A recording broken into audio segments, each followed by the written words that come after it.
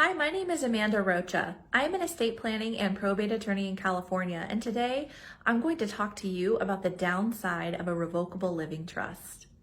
Before I get into that, I want to give you my contact information. You can find me on my website at www.amandarocalaw.com. You can comment down below if this platform allows you to do that, or follow along on my social media and send me a message that way. I am at Amanda Rocha Law on almost every platform. So, revocable living trust, what's the downside? I have a lot of people ask me that question, especially people who are calling me for a consultation.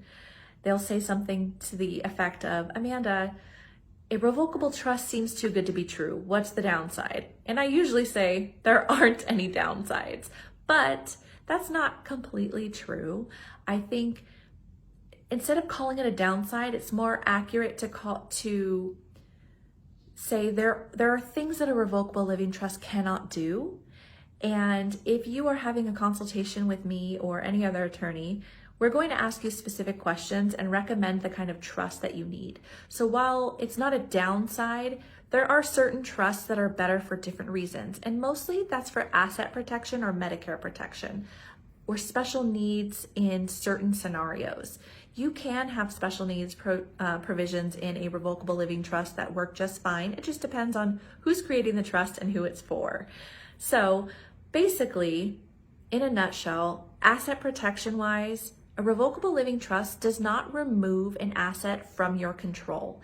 And when we say asset protection, really what we're saying is you can no longer access that asset, therefore your creditors can't expect you to access it to either pay them money or return it to them if it's something like a repossession.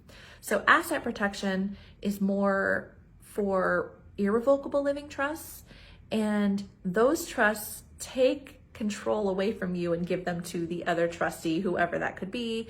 You get to name them, but you're no longer in control of that asset anymore. So it really isn't going to work for most people. Irrevocable living trusts mostly are tax saving trusts or special needs trusts or Medicare trusts. So that's the second thing. A revocable living trust is not going to protect you from Medicare assets. However, with the changing laws in California especially, there is less of a need to keep property away from Medicare because they can only access so much, and in the next few years, they're really going to that's not going to matter anymore anyway. So for someone who isn't concerned about protecting assets from Medicare or creditors, a revocable living trust there's really no downside.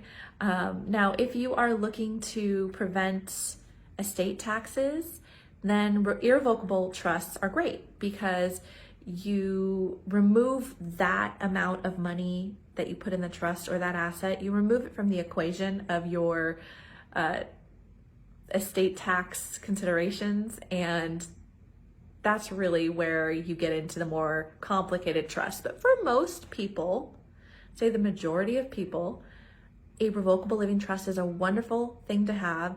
It prevents probate. It allows you to pass items on to whoever you want without any kind of court proceeding or monetary requirement from the court.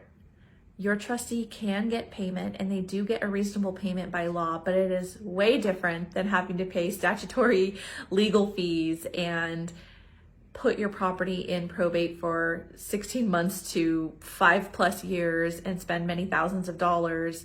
A trust is really a good vehicle to avoid that. It can do a whole lot of other things, and I have many other resources for you about revocable living trusts. You can check my website, www.amandarocalaw.com. You can search trusts in there, or you can just look through my blog posts, look on my YouTube channel, on Facebook, Instagram. I'm at Amanda Rocha Law on almost every social media, TikTok even. And you can also comment down below based on this platform if it allows you to do so. If you have any other questions, I'd be happy to help you out. I hope you have a nice day.